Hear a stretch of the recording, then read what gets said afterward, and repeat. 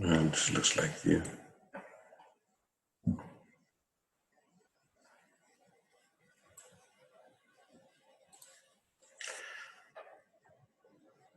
Okay, good morning, everyone. Good morning, Cupertino. Hope you all had a great Memorial Day yesterday. Weather was hot but nice. So wanted to get started early this morning. Congratulations to all of you who got on time. We're starting the surge here in Terra Cupertino, and I want to take this morning just to kind of lay the groundwork for big picture what Jess is trying to help us accomplish here and what we'll be working together on for the next several mornings and afternoons. Just a quick reminder, we're going to do this from 8 to 9 this morning, the intro, the orientation, and then we are going to take a quick coffee break, and at 9:30, we're going to jump back on and sort of demonstrate how we're going to do script practice and then actual calls later in the day and weeks to come. So today is mostly about orientation, getting our bearings, understanding what we're trying to accomplish, short-term, long-term, big picture, for the office, for the individuals, for the teams that are joining us this morning. And hopefully we get it off without too many issues, too many hiccups, but I'm sure we'll have some. So please, we are of the belief that it's better to get going and get started than perfect it and wait and wait and wait. By that time, opportunity is past. So I wanted to jump on this morning. Most of you that are on the call, I am sure, or I hope, have turned in their scorecards, have had a quick 10, 15-minute discussion with Jess and I about where you analyze yourself and your business right now and where you want to be by the end of the year. You've also received a business plan that I sent out to you. If you have not had either, have not had the call, don't have the business plan, don't worry, contact Jess or I. The design of this, we hope, is to help you jump in whenever you want. And that's the big picture view. Also, what Jess and I really want to accomplish long-term is break this surge into 4 times per year, so that we can break the year down into smaller pieces. And once we get really going and get it down, we'll have one in January, April, July, and October, kind of mirroring the 4 quarters of the year. And we'll tell you more about that. But initially, just understanding that things are a lot different right now for the past 50, 60 days. And to be honest, we don't know how similar or how different they'll be 60 days from now. We thought, why not just get started? Why not bring everybody together, put them on the same path, handle the same issues together? The learning curve should be faster that way. As we move forward, if they open the markets back up, if we go back to doing what we've done in the past, we already know how to do that, and we can jump right into it. If things change, as they adjust, as things come up, we're all on the same programs, training together, talking together, we'll be able to adjust much faster and quicker. So with that, I want to jump in and just start with a few ideas, overarching ideas of what we want to accomplish, right? And it's this idea that we understand the power of a team comes from individuals who focus on being the best version of themselves and who execute their roles at the highest level and who surround themselves with like-minded individuals and who leverage each other to maximize their results. Real estate can be a lonely business and a very difficult business if you're always doing it by yourself. And I have found over the last decade plus of training agents that when they work as a team, whether it's an official team or not, they are way more productive. And so we want to teach that. And I often used to ask agents, who's on a team? And I would get a bunch of people that would raise their hands, of course, because they're on formal teams. But I was always confused. If you are part of a brokerage, if you are part of an office, you are in a team. And so if you don't understand that, then you're not maximizing your business. And so we'll talk more about this in future classes. But everyone here on this call is on a team. And the faster you realize that, the better you understand that, the more productive you're going to be. So When you're on a team, you must have a fundamental understanding of the entire scope of the team you are on. Who's in it? What do they do? What do they know? What do they not know? What are the team's strengths? What are its weaknesses? How can you leverage the team to grow your business? No matter how good we are, how smart we are, there's things we don't know, we don't do well or as well as others. And so part of that understanding of a team is when you are surrounded by different people, they're going to have different aptitudes, different skill levels, different availability than you, and we'll teach you how to leverage that team to grow your business, right? Knowing your team allows you to navigate through even the roughest patches, and we're kind of experiencing that in a very visceral way right now. But the truth is, real estate's always that way. There's always changes. There's always things that are going on, things that come up and block our path. And when you're working on a real team, then you can overcome those certainly much easier than you can when you're by yourself. So what team are you on? Let's find out.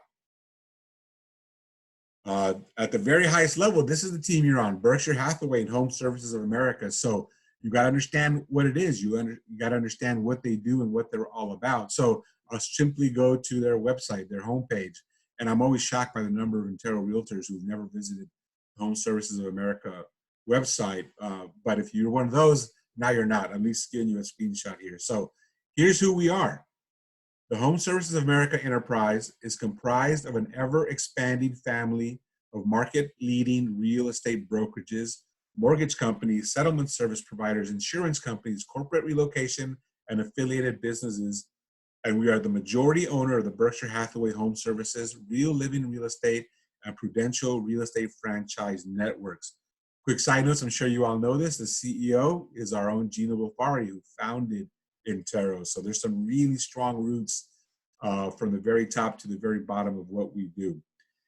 Okay, although we have a national presence as the country's second largest residential brokerage firm, that's by volume, number one by units, our model is decidedly local. We believe that fundamentally real estate is local and that buyers and sellers gravitate to professionals who know and understand the unique dynamics of their area, their community, and their neighborhood.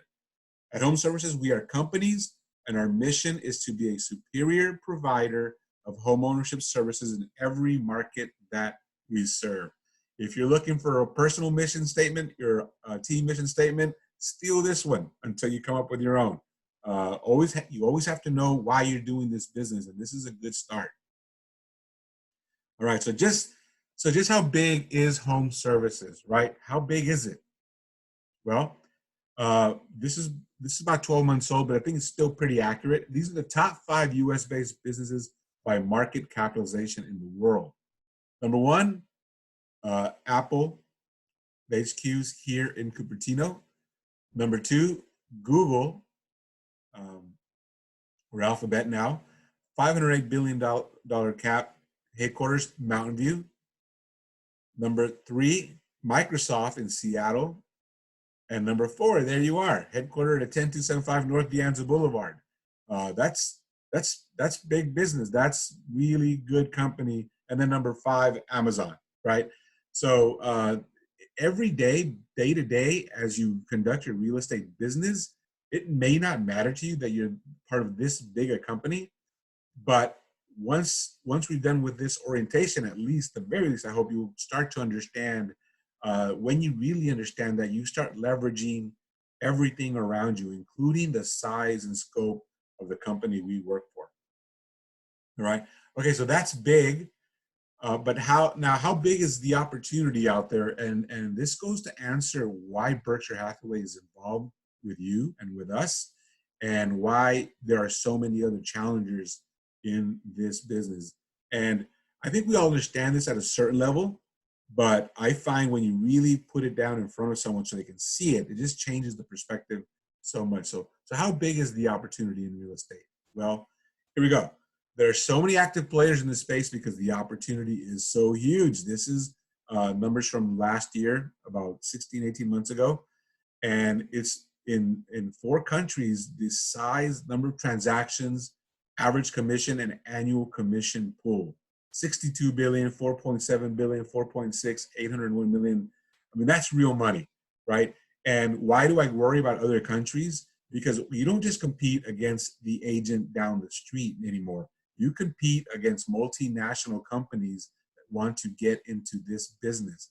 And so when they look at opportunities, it's not just one country. So you may only farm one farm in West San Jose or East Valley or wherever, but you are now competing at a massive scale because the opportunity, the commission pool, to put it bluntly, is so large. So how do you navigate that?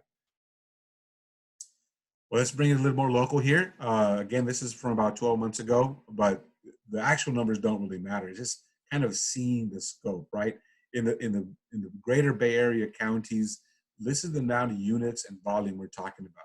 Over 131 billion in sales, 3.2 billion in commissions, 2.6 billion in commissions to agents, and just a little over $500 million in commissions to brokers. All right. That's what the competition looks like. That's what they're out there chasing. That's what you're chasing.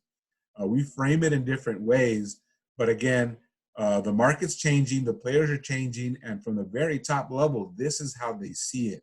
You see it as your sphere of influence. You see it as past clients. You see it as future clients, people you want to help buy and sell homes, and that's the correct way to see it, right? I truly believe that. But again, if you don't have the greater scope, if you're not looking to the left and to the right and seeing what's going on, you might miss the boat. And I want to make sure that you don't. So this is why we're starting at this kind of really, really 30,000 foot view of what we're doing here. So obviously the competition is tough. Anytime you put in a couple of dollars, people want it. And the competition is stiff, but I want to focus you and sharpen your skills and sharpen your knowledge so that you can see when we start from the biggest scale, but we break it down to just a conversation between you, the buyer, and the seller, you actually have some really, really ingrained advantages. And we want to get you to that point so that you understand it. All right, so we're moving quickly in this business. And sometimes as agents, because we're so knee deep in what's going on around us on a day-to-day basis, we miss the big picture. And so for just a second, I want to focus you back up on that big picture, on the actual workings of our business, right? And this is from a book, Only the Paranoid Survive by Andy Grove. And it's talking about big business and technology and something he calls the inflection point, right? And what is that inflection point? It's a 10x change in an element of the business. What worked before doesn't work now, and the executives are the last to know, right? So obviously, as a past manager, this is really interesting to me. I never wanted to be the last to know. I wanted to be the first to know. After this inflection point, businesses go to new heights while some businesses decline. What does that mean? So let's take this.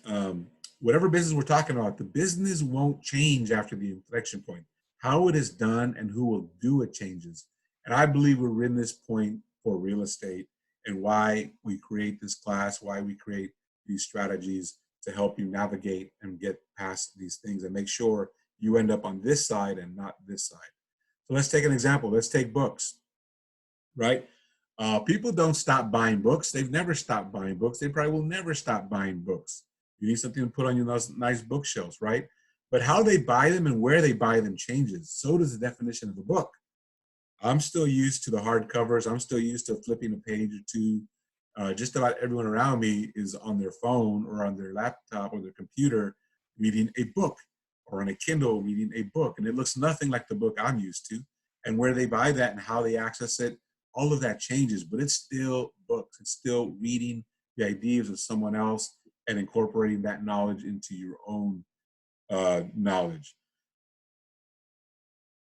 So a few years back, Amazon took this path, understood that how people would buy books and read them and access them would change.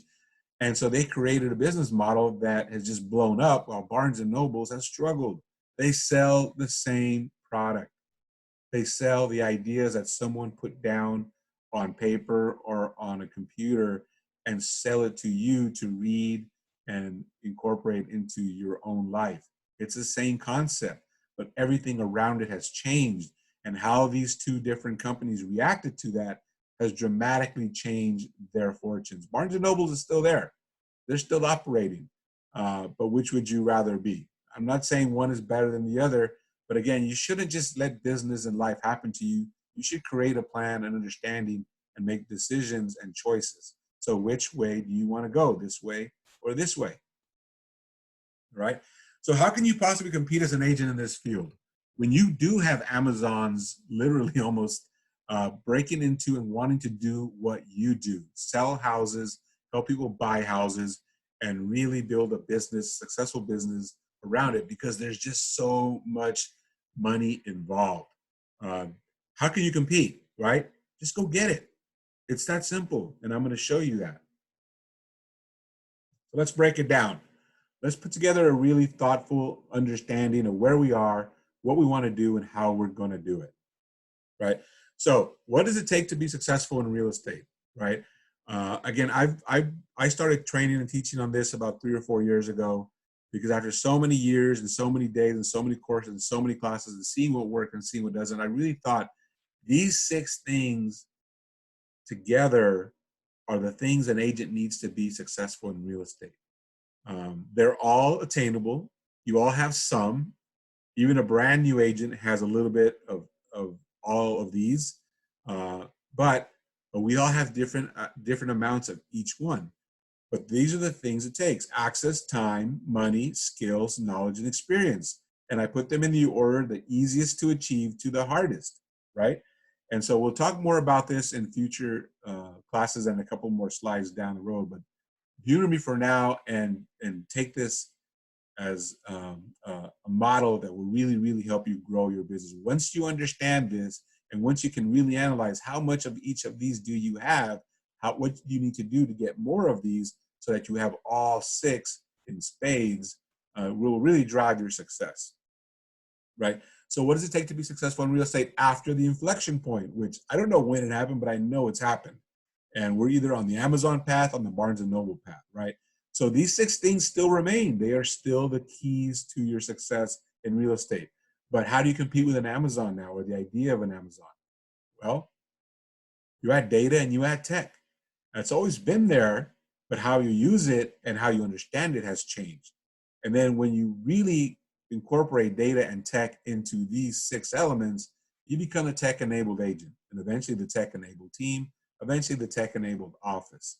And this is where it really, really starts to get interesting, where it starts to move really, really, really fast, and you can really hypercharge your production and your success. Right. So when I train on this, I'm reminded of, I'm old enough to remember when you can actually lift the hood of a car and actually do something to it. Like today, I don't even open it because I have no idea what's in there. I don't know how any of it works. And I'm sure if I touch anything, I'll break it. But I remember waking up, going to high school in Texas, and half the time my car wouldn't start. But I remember the lessons my father gave me on how to make sure that you could get it going. So I'd lift that hood, and I could just remember, you check 3 things. You check for fuel, you check for air, and you check for a spark. And it was almost always a lack of one of those things. So when you could identify which was lacking, you added it, and boom, you're off to school, only 30 minutes late, but you still got there. And again, it's different today, but real estate works the same way. You need 3 major elements.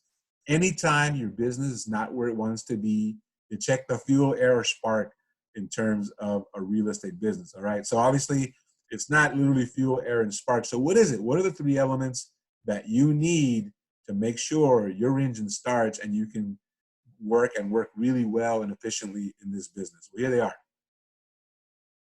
First one is brokerage. You literally cannot sell a house if you're not part of a brokerage or an independent broker, right? So that goes without saying. That's the first thing. And then what kind of brokerage are you working for? Which one? How does it help you? What are the things that it does well? What are the things it does poorly? But this is the first decision you make on deciding what kind of team you work on. Know its strengths, know its weaknesses, and then go to the next step. Once you've got that brokerage, what else do you need? You need money. There's no real estate transaction that happens without money. It's cash, it's finance, or it's barter, but the concept is the same. I want what you have. I need to exchange something for it. That's the concept of money. That's the second thing you need. What's the third thing you need in real estate? You need data. What's it cost? Where's it located? What are how many square feet? All these things are data. And the thing that you have to understand most agents make a conscious decision, well, all agents do, of which brokerage do they work for, the strengths and minuses of that. But they rarely make a dedicated decision on where do they work for, or who do they work for to get the money, who's their lender. They forget this part. They work with multiples. And I remember an old saying by Tom Landry, the head coach of the Dallas Cowboys, when he used to say, if you have two quarterbacks, you have no quarterbacks, right? And I would say the same thing. You can work with multiple lenders, but when I ask a realtor, who's your lender, they better have an answer. That's their go-to. That's their first one. This works together. The more moving parts you have here, the harder it will be here. Same concept here.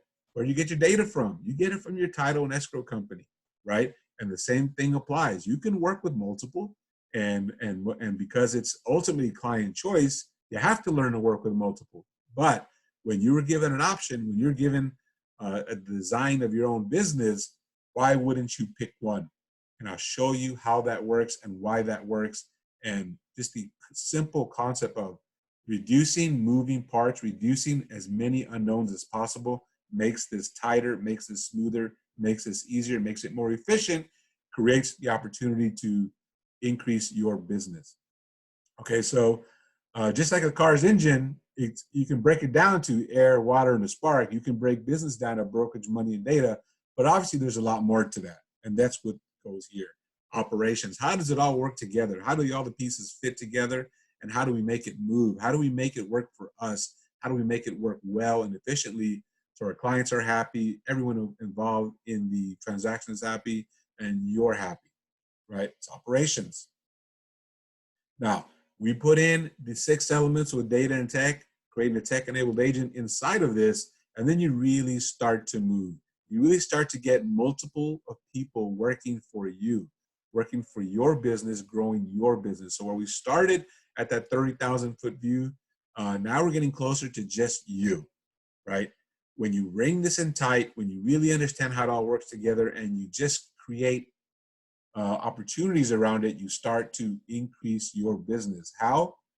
Because you create systems. You don't wake up every single day and wonder how your business is going to work. You've built the systems to operate in this environment. The data, the money, the brokerage, operations all work together because you've created systems. And we've created systems for you to help these run smoothly. You shouldn't wake up every day and wonder, how's this going to work? It's already set. Second thing is training. How do you run those systems? How do you make sure that everything works smoothly? It's one thing to get this thing set up, but how do you make it run? It's training. So Jess and I are trained, our staff is trained, you're trained, and we all understand that. We all understand how it works.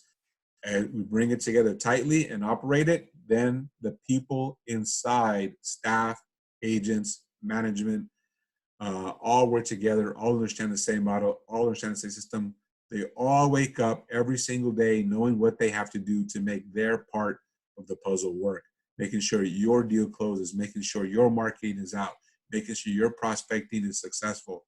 All of this, again, in my experience, most agents I know kind of do this, kind of have a simple understanding of this, but they don't tie it together. They wake up every day and they change one without knowing what's going to happen to the other, and they don't create a really efficient system that will propel them and put all of their hard labor into more production. Their hard labor is just for one unit, and they do it every single day from scratch. All right, so it's management's job to set up, organize, and oversee this entire process. And it's challenging, but it's doable. Over the last several years, I've had great success doing this. I can tell you over the last 6 years, the office I ran had the highest per person productivity in Silicon Valley. There was only 2 that were slightly larger. First one was Redfin, believe it or not. Well, that's simple to understand.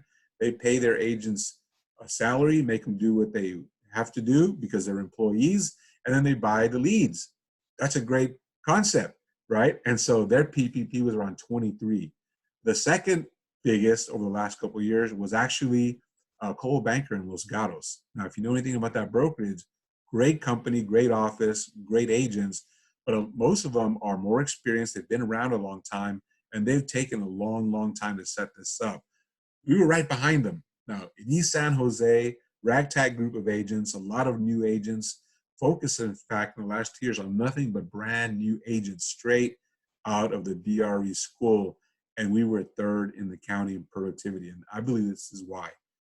We could take brand new agents, put them in a system, make them understand all this, minimize the problems that they encountered in their daily business, and really grew them fast. So really proud of that. And now we're ready to bring that to Cupertino. So excited to start this with you, okay? So why is this so hard? This is what it takes to close a transaction and get paid. And the realtor has to do all of it, right? You should get 20 paychecks per deal because you have 20 jobs minimum per deal. And again, this is what creates inefficiencies. This is what creates so many problems when you schedule prospecting, you schedule the meeting, and everything has to always be changed at the last second. It's no wonder why it's so hard to get agents to do everything they're supposed to do. It's just too much sometimes, right? So again, just a real clear understanding, this is your job in the past. What if this wasn't your job? What if your day didn't look like this every day? What if, doesn't mean these things go away, but when you add data and tech and you replace or make many of the duties below easier, something happens, right? Because whenever automation replaces human labor, cost to the consumer goes down. Okay, what does that mean? You bring this in, cost to the consumer is going to go down. That's what happens in big business, right? So when cost to the consumer goes down without a displacement in demand, consolidation in the industry occurs. Okay, what does that mean? All right, you make it easier, and then this is what ends up happening.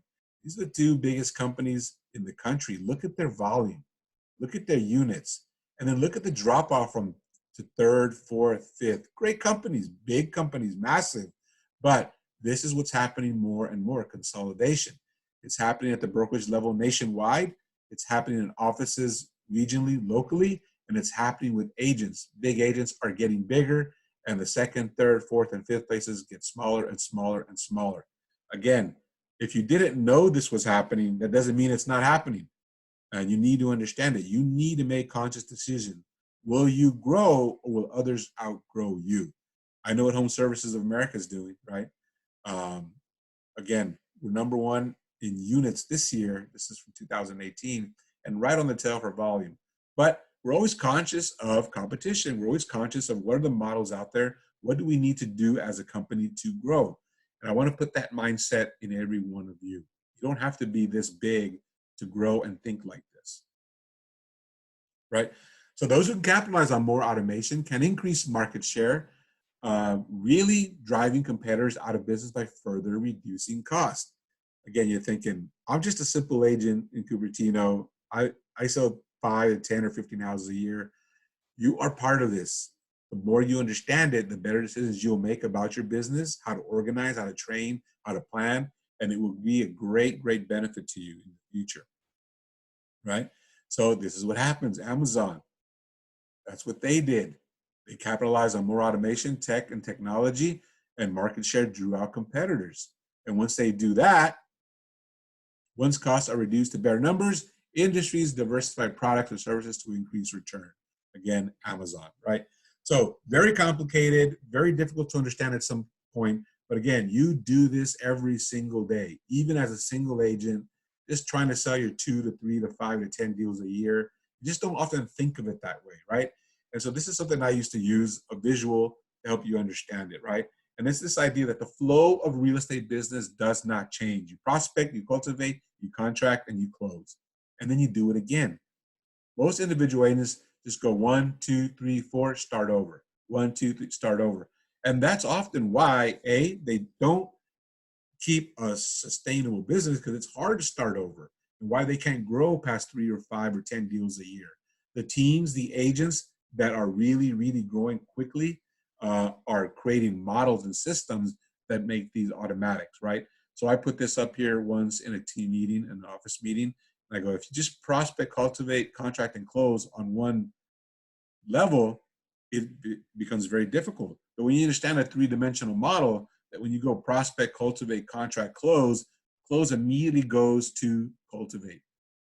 and it's just sustainable and it works for you, and you put effort once and then you maintain it. You don't do the whole thing every single time.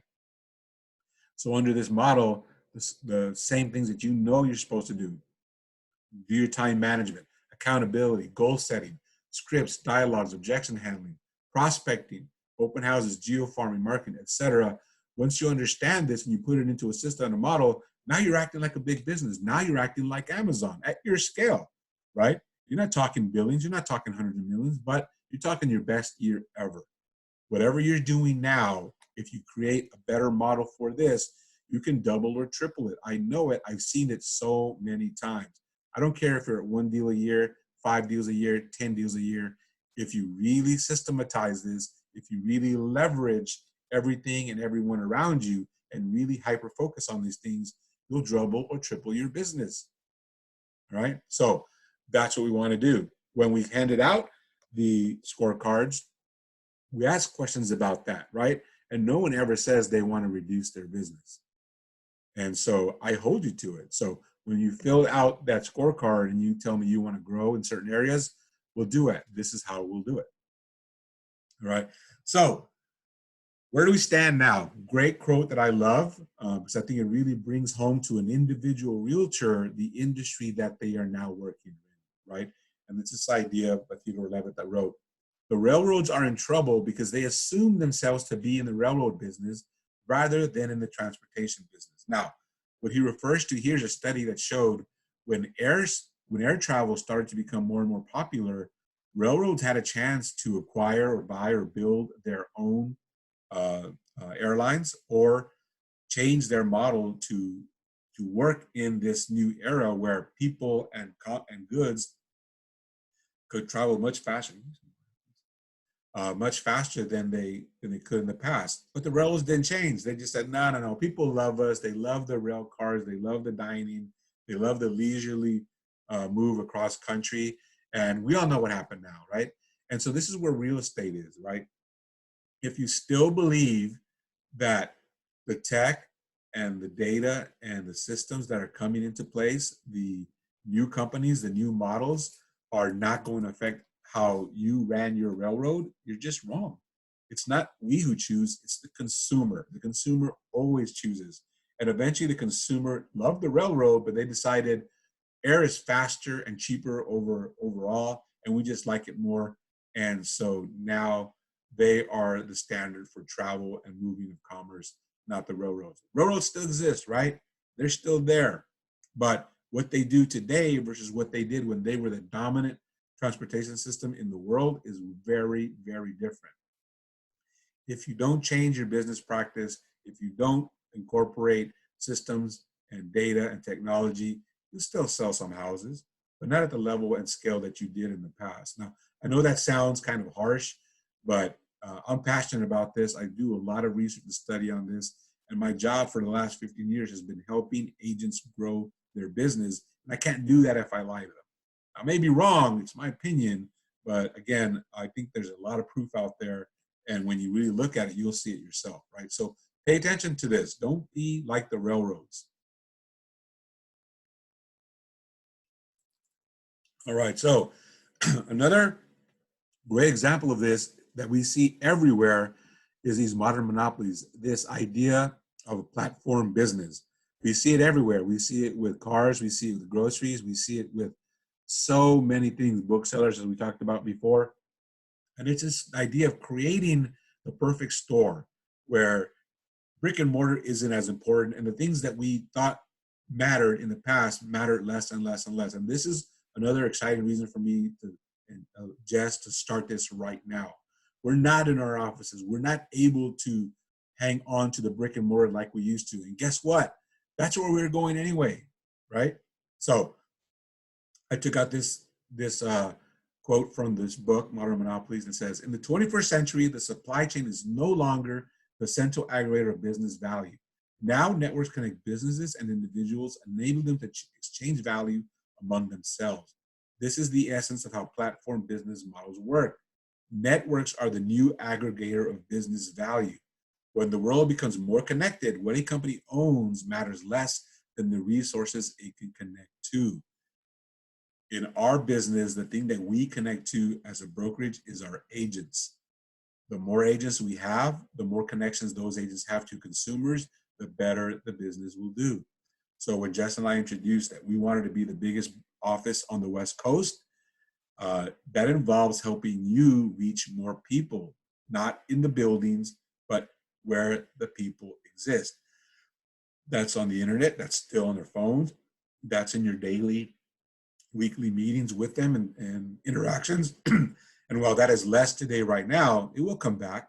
And and because the pandemic and our current situation is pushing us into these technological answers, I think if you embrace it as an idea that was coming anyway, you're going to do so much better in this new environment, right? Yeah. So this is what we're the four functions of the platform that we're trying to build into this system, right? It's very simple. Audience building, matchmaking, providing core tools and services, creating rules and standards, right? So we'll show you audience building, that's prospecting.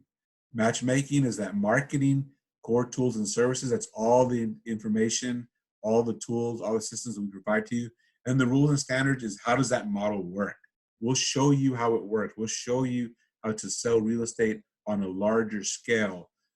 And for those of you, and I know there's many, and I don't judge, that say, I don't necessarily want to grow, I don't want to work more, understand, Amazon didn't ask all the mom and pops, is it okay if we come into the market? They just came in. And because they were functioned to grow, eventually they squeeze out those that didn't want to adapt. Okay? So even if you don't want to embrace and adapt and change to all of these things, you have to at some level, at least to keep the market share that you already have. All right? So a lot to do there, a lot to think. But over the next couple of weeks, we're going to help you understand it better. And then we're going to give you the training and the systems and the tools that you need to adapt and overcome. Okay. All right. I'm gonna move along a little further. This is just an explanation of, again, big picture, how companies are working to grow their market share and where they want to go. And this is where they want to get closer to that transaction. They want to move right to where the consumer is. And you know who dominates here? There's a reason why agent commissions is the biggest block here. It's because when big companies want to move closer to the transaction and do more transactions, they're going to run into the agent. This has been the realm of the agent. Finance, title, they all exist here, but title companies rely on agents to work with and deliver them escrows. Lenders rely on agents to work with buyers and deliver them pre-qualification clients. And this is where the industry wants to go in. So this is the idea. You can't just pretend that the large new interlopers into the business are going to leave you alone. There's only a finite number of deals and they move in there. So at the very least, I want to train you and teach you to keep what you have in this new environment. Hopefully for many of you, I want to train and teach you how to adapt the practices of huge companies. I want to adapt and learn the practices so that you can remain central. You can get more transactions by remaining closer to the transaction. That is the fundamental advantage realtors have. When you understand this, then you can get to here. What does that mean? No matter what, somebody has to ask someone, would you like to sell your house? Would you like to buy a house? Do you know anyone in the next 90 days that's interested in buying or selling a house? That's always been the agent's job. That will continue to be the agent's job. If you understand everything else and you build your models and your systems, you will never be displaced. And that's the fundamental understanding that I need you to have to grow in this environment. You are still central if you adapt and change and grow your current business to work in this new environment. You can still remain an agent that focuses on your sphere and does 2 to 5 to 10 transactions. There's nothing wrong with that. But you've got to build firewalls. You've got to build ways to keep other companies, other brokers, other agents who are using technology, who are using systems, who are using modern systems to break into your database, right? Here's a great example, right? Zillow's doing it, right? They're creating this new lead conversion funnel where they're just creating massive numbers of leads. How do they get the leads? Our listings, right? And then this is what they do. They go through these portals, they hire UpCity, and then they create a paying customer. Lead generation, lead qualification, a paying customer. This is the agent's job. This has always been the agent's job.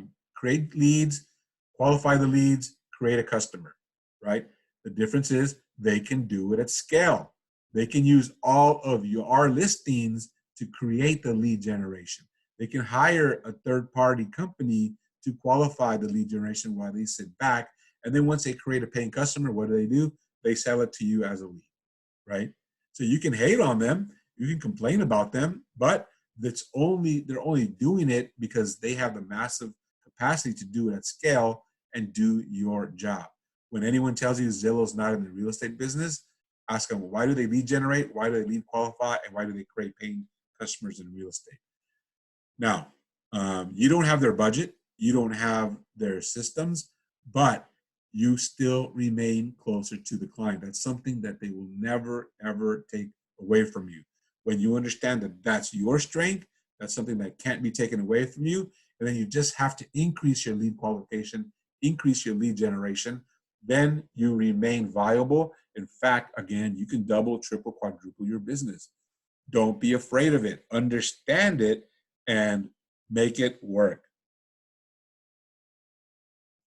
All right. So these new models, they will disrupt the industry over time, but it will be slow. They have proven traction and demonstrate strong consumer demand, but change will occur slowly. This is evolution, not revolution, right? And again, you can do the same thing. Incumbents are structurally disadvantaged to disrupt existing business models, revenue streams, and ways of thinking handicap change. Uh, Again, this sounds like something that's way beyond your scope, but it's not. These companies have simply taken what you do every single day, found out you are not as efficient, you're not as scalable, so they take advantage of that. But we're going to show you in a few minutes how you can turn that on its head, right? So here's what I wanted to finish with on this segment. This is what you're going to see in the next 5 years. Now, this is from Mike Del Prete, someone I love to read, does great research and provides great information like this. And again, this is a quick 2-3 minutes on this segment. He has great stuff on his website if you have any doubts of anything I'm telling you right now, right?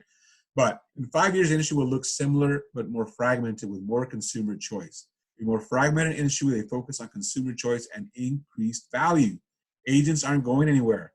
Property portals secure a position as the best place to advertise a home for sale, but this is what it will look like. They will grow. For sale by owners will grow. Online agencies will grow, especially in a pandemic like now when access is limited in real life. Disruption will grow. Our roles traditionally will shrink, okay? You can't change that. But this is not, we're all out of a job. This is the best of us, those who adapt, overcome, those who create systems and models and work with brokerages and title partners and lenders that understand all of this and create more efficiencies and more throughput and make you work, the individual agent, work like a big tech company. You can do it. Your scale is different than theirs. You're not trying to sell $1 billion of real estate. You're not trying to sell hundreds of millions of dollars of real estate. You're trying to have your best year ever. For some of you, that's 4 transactions. For some of you, that's 20 transactions. That is completely within the realm and scope of your abilities if you understand these models and engage with them. All right. So, are you ready to play? That's the environment we're in. That's what we're facing. On top of all of that, this was all done before COVID-19, before shelter in place. And I'm telling you, it has no effect on the new way of doing business. Your mindset does, how you think about it. Do you think you can? Then you're right. Do you think you can't? Then you're right. So which are you going to choose, right? That's an old Henry Ford saying, I believe. But I believe it. And you should too. Whether you think you can or think you can't, you're right. I think I can. And I think a lot of you can. That's why we're spending the time and effort, because we're going to be the biggest office on the West Coast. And if Gino has a way in the country, but it's going to start with you. We have to motivate you. We have to find you. We have to train you. We have to teach you. And you just got to give us your motivation and desire to be the best version of yourself in this larger team. That's the key, the best version of yourself. We want rookies. We want 1 to 2, 3 transaction a year agents. We want 5 to 10 transactions. We want teams that sell $100 million a year. Be the best version of yourself. Have your best year ever. It's attainable for every one of us. It doesn't matter what the current conditions are, right? So what's it going to look like? It looks crazy. But again, this is not your job. This is my job. This is Jess's job. You know what you do every day. You know where your problems are. We'll create the models and the methods to overcome them. But we need your activity. We need your action. We need you to be on these trainings. We need you to be on script practice in 30 minutes. We need you to be at the office meeting at 10. A lot to do, a lot to move into, but it is all possible. I have done it before. I have seen it before. I've seen it at an agent level. I've seen it at a team level. I've seen it at the office level. I've seen it on a regional level. I've done it before. Jess has done it before. Together, and then now with your help and your buy-in, unstoppable. All right? So let's go back to this. I told you I'd talk a little bit more about what each one of these meant. So what it takes to be successful in real estate. The first one is access. It's so simple. You all have it. You all took a license because you're qualified in the state of California. And once you pass your exam, they said you can sell real estate. Now pick a broker. That's literally the first thing they told you to do. Pick a broker, right? That's access. Are you going to pick a small one? Are you going to pick a big one? Will that increase your access or minimize your access? Do they train well? Do they train poorly? Do they say, we won't train you at all, but we'll give you all your commission? Well, that's different levels of access. I'm not telling you which is right or wrong. It's just, did you make a conscious decision? Did you go where you had the greatest access to training, to systems, to markets, to listings, to buyers, to legal help? All of these things are important in your business. You pick, you choose, where am I going to go to give me the most access to markets, to clients, all of these things. Now, I think everyone on the line chose Intero or Cupertino, and we think you made a great choice, right? Because you have access, more access than anywhere else. Market leaders in Santa Clara County, in Silicon Valley. So we have greater access to houses. We have greater access to markets. We have greater access to training. And so that's the fundamental first choice. You all have the same access when you choose our office, our company in this market. What you do after that is completely up to you. It's on how efficient you are. It's how you access the other 5 things. It's how you leverage the team around you, understanding you have a team around you. It's how the people you hire onto your team. It's the team you build. It's how you operate your business every single day. So access seems like a very simple concept, but really it is the basis for everything we do next. And you really have to understand it, right? So going back to the scorecard, right? Again, Jess and I want you to sell more houses. It's plain, it's simple, but we can't just sit back and hope you do it. We want to be engaged with you in doing it. And this is what the business plan scorecard was about. So we're going to talk about the first 2 lines a little bit more today. And it was this: understanding your why. What motivates you to succeed in real estate?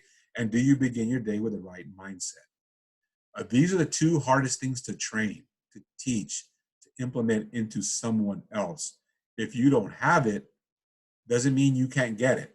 But if you don't want it, then everything else is immaterial, right? If you don't want to understand why you work in real estate and why you want to succeed in real estate, I can't help you. If you don't begin your day with the right mindset to win the day, I can't help you. I'm going to give the same training. We're going to give the same access. We're going to give everything else. You just are putting different fuel into the same engine. It just won't go, right? So what's your why? What drives you every day, right? I found this photo last night, and it's so appropriate to where we're going through right now, right? This is how you build your real estate business in COVID-19. It's not easy. There's no easy path anywhere. It doesn't mean it can't be done. So this is a little video. I'll ask you to look for it yourself later, but it's just Google what is your why on YouTube, Simon Sinek, and you'll get a really clear understanding of what the system of what is your finding your why is by Simon Sinek, right? I'll share a few things from it. And this was several years ago, 2011, as a matter of fact. Gino was still our CEO locally, and he gave this book to all his managers, right? He gave this book to all his managers, and I was, of course, one at the time. And he wrote in the inside cover, and he says, Robert, I know you will get this book, Gino, right? And some of you have heard this story, so bear with me. So I thanked them, like everybody else, every other manager. I brought it home, I put it in my garage, and I left it there. Didn't touch it. Several years later, I think it was like 2013, 14 or 15, I was cleaning out the garage and I saw the book. I picked it up, opened the cover, and it said, Robert, I know you will get this book, Gino, 5/9/11. This is like 4 years later. So I got a guilty pang, right? And I said, man, I better read this book. God forbid Gino ever asked me if I read it. So mostly out of fear, I read it.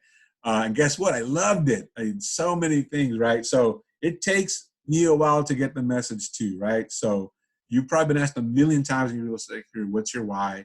So if you don't know yet, don't worry. It took me a long time too, but once I found it, that's when I really dedicated myself to retraining my office, finding new systems, finding new ways, re-exploded, which of course benefited me because I was paid on production. So it's a great thing, right? So we asked you in the scorecard, we're asking you today, we'll ask you in a year, what's your why? We're never going to stop asking because it's fundamental to everything you do next. All right. So I put this down on a slide a couple of years ago to hopefully explain if you have any trouble find out what is your why. I put down what I thought our why as a company, as an office, right? And I said, we put people in homes. We don't just sell them houses. And that home is the center of their life and all they do. That includes you and Intero and title, lending, NHD reports, insurance, contractors, gardeners, etc. The list goes on, but you're central to all of it. It's why our parent company is called Home Services of America. It's not Home Selling of America, it's Home Services. And Intero means whole, entire, full, thorough, complete, exclusive. If that is part of your why, then the what's and the how's become less important, as do market cycles, because life never stops and home always is. And it evolves and grows, and sometimes that means that home moves from one house to another. And that's where we become involved, right? So I wrote this down because I believed it, and I said, I gave it to our office simply because I wanted to know if you're having trouble finding your why, steal this one, use this one, it's a good one. And over time, you will change and you will grow and you'll find your own why. This is a good one to start with, all right? So, figure my mouse out. Let's move on to time, because we're running out of time. So this is the second major factor on what we need to understand and how we need to grow, and that's time. All of you have different amounts of time, but you need to be really honest with yourself and with us about not only how much time you have, but how much time you will dedicate.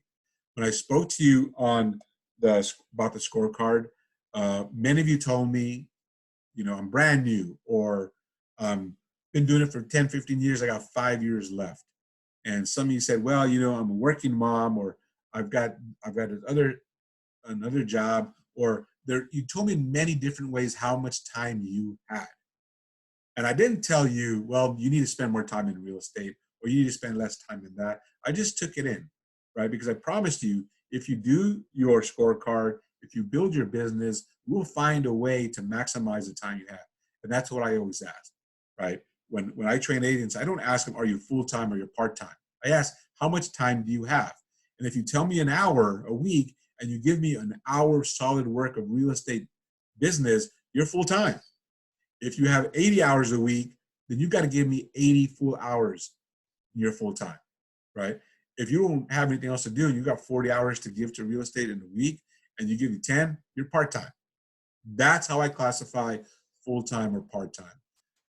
Find the time you have and give me a dedicated block of that time to real estate, and we'll help you grow. All right.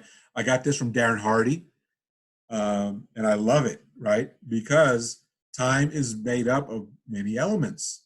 And he wrote it like this, right?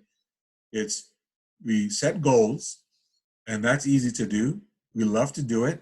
We do it every year. We do it New Year's every year. But why don't we achieve it? Because we have to understand that choices affect behaviors, which become habits, which then really impact our time.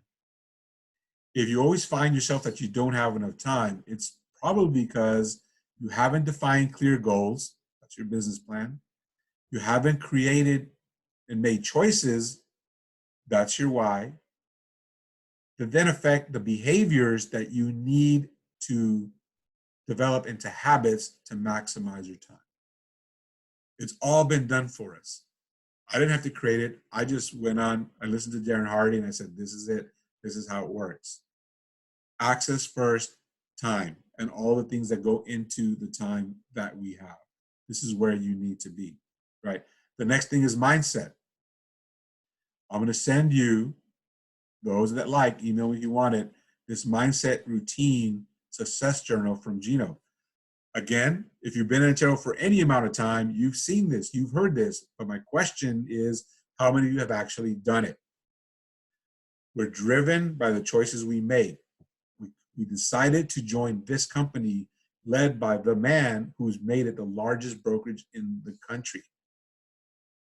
Take one of his basic fundamental building blocks of creating a daily routine to grow and fuel your growth. If you take this challenge, all the things we teach and train will be far more likely to take hold, make sense, and then you can actually do. All right. So email Jess or I, we'll get you a copy of this routine. And again, I don't need 50 of you to ask for it because you think we're paying attention. We are. I want you to ask for it because you want to commit to it. So we can print 50 and send them to you, but it's a waste for your time, waste of our time. And this is what we're trying to establish. If you fundamentally make the decision, I get it. I want to find out what my why is. I want to create a mindset. I need this journal that has worked for so many realtors, was worked for the founder of our company for so many years. I want to commit to try it. Then ask for it. We'll send it. Okay. All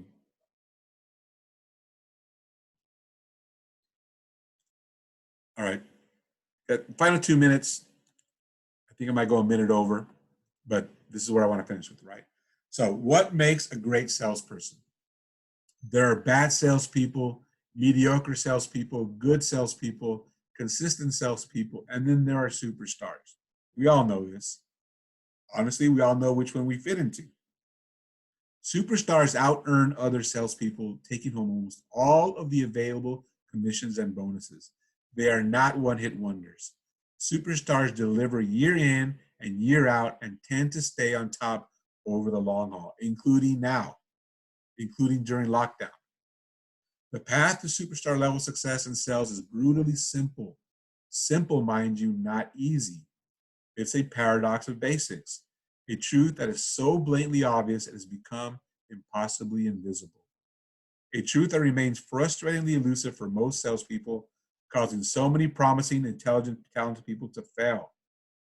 What's that secret that separates them from everyone else? And why do they consistently outperform other salespeople?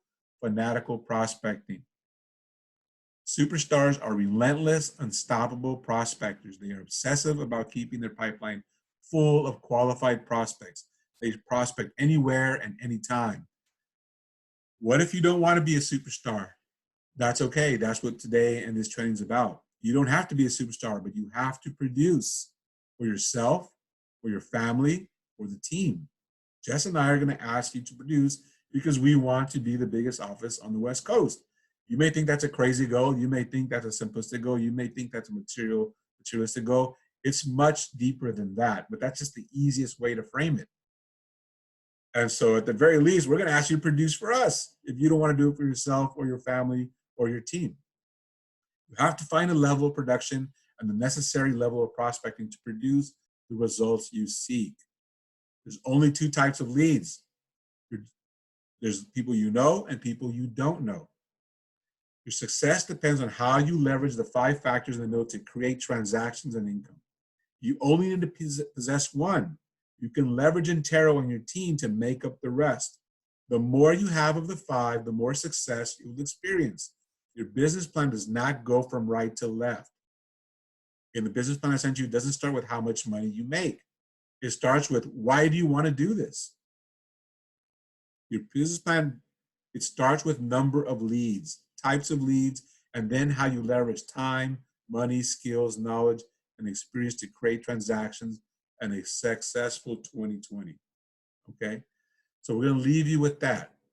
Take a coffee break. At 9:30, we're going to log back in, and we're going to start talking about leads and how to contact them and how to work with them, even in this time. It's going to be very simplistic. It's just going to be about building the muscle. And then at 10 o'clock, we're back on with Jess and the sales meeting. Thank you all for taking the time. We're going to do this every day this week at 8 o'clock. Of an hour is recorded. If you want to review it, those of you that are listening and missed it, we'll send it so you can watch it. So take a break, get ready, 9:30.